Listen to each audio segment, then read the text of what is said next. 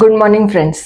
आज का व्लॉग बहुत ही इंपॉर्टेंट है क्योंकि जो टॉपिक आज मैं डिस्कस करने वाली हूँ वो ऑलमोस्ट हर इंडस्ट्री में हो रहा है और लोग उसको कैजुअली ले रहे हैं, लेकिन अब डिपार्टमेंट ने उस पर फुल स्ट्रिक्ट एक्शन लेना शुरू कर दिया है। हाँ जी, बात हो रही है क्रेडिट नोट्स की। इनवॉइस तो बनाया, सेल दिखा दिया, फिर किसी वजह से नेक्स्ट मंथ क्रेडिट नोट बना दिया और लायबिलिटी एडजस्ट कर ली और हम सोचते थे हो गया मैनेज, लेकिन अब कहानी इतनी सिंपल नहीं रही है। डिपार्टमेंट का क्लियर स्टैंड है, जो आपने टैक्स इनवॉइस इशू किया है उसके बेसिस पर टैक्स लायबिलिटी क्रिएट हो गई है, उस सप्लाई को हम वैलिड सप्लाई मानेंगे ही मानेंगे।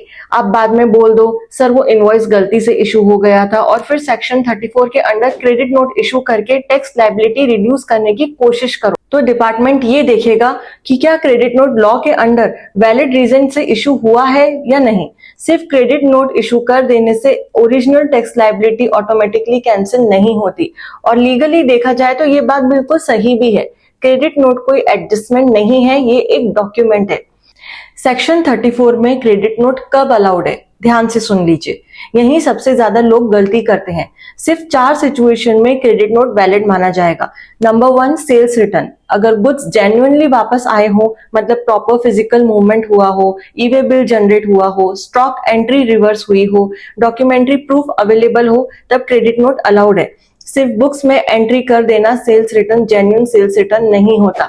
Number 2, deficiency in services. अगर सर्विस में कमी थी, क्वालिटी इशू था और आप जेन्युइनली वैल्यू रिड्यूस कर रहे हो, तब क्रेडिट नोट अलाउड है, लेकिन सिर्फ क्लाइंट को एडजस्ट करने के लिए रैंडम क्रेडिट नोट अलाउड नहीं है। नंबर 3, एक्सेस वैल्यू और एक्सेस टैक्स चार्ज। एग्जाम्पल से समझिए, इनवॉइस 10 लाख का बना दिया, एक्चुअल डील 8 लाख की थी, तो 2 लाख का डिफरेंशियल क्रेडिट नोट बना सकते हो। या गलती से 18% जीएसटी चार्ज कर दिया जब एक्चुअली 5% लगना था।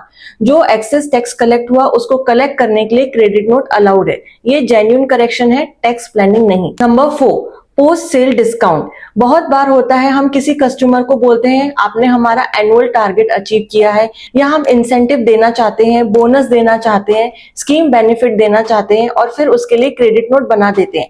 यहाँ ध्यान देना जरूरी है, अगर ये इंसेंटिव या डिस्काउंट पहले से एग्रीमेंट में मेंशन था, टारगेट बेस्ड स्कीम डॉक्यूमेंटेड थी और कंडीशंस क्लियर थी, तो क्रेडिट नोट वैलिड हो सकता है। लेकिन अगर टारगेट बाद में डिसाइड हुआ, कोई रिटर्न एग्रीमेंट नहीं था, सिर्फ एडजस्टमेंट के लिए क्रेडिट नोट बना दिया, तो डिपार्टमेंट उसको चैलेंज कर सकता है। इसीलिए इंसेंटिव देना गलत नहीं है, लेकिन डॉक्यूमेंटेशन स्ट्रॉन्ग चाहिए। बस सिर्फ इन्हीं 4 सिचुएशंस में क्रेडिट नोट वैलिड है। क्रेडिट नोट छोटी सी एंट्री लगती है, लेकिन गलत यूज करोगे तो इंटरेस्ट, पेनल्टी, लिटिगेशन तीनों एक साथ मिलेंगे।